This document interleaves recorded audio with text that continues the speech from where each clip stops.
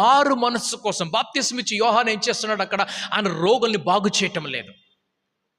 ఆయన రోగుల్ని బాగు చేయకుండా ఆయన మారు మనసు పాపాన్ని గురించి మాట్లాడుతున్నాడు. ఆయన ఈరోజు మారు మనసు గురించి ఎవరు మాట్లాడలేదు, పాపం గురించి ఎవరు మాట్లాడటం లేదు.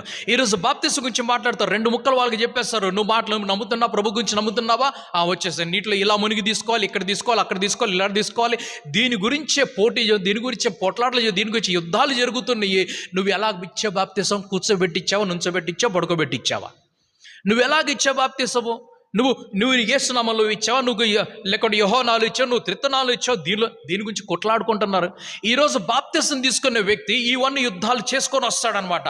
పాస్టర్, నాకు ఏ బాప్తిసం ఇస్తావని చెప్పేసి, ఏ బాప్తిసం ఇస్తావు? ఒక విశ్వాసిక బాప్తిసం ఇస్తాను, ఒక పశ్చాత్తాపిక బాప్తిసం నీకు ఇస్తాను నేను. నువ్వు నమ్మినట్లయితే నువ్వు బాప్తిసం తీసుకుంటే నువ్వు రక్షణ పొందుకుంటావు. కానీ యుద్ధాలు జరుగుతున్నాయి దేని గురించి? దీని గురించి. దానికి మారు మనసును ప్రక్కన పెట్టేసి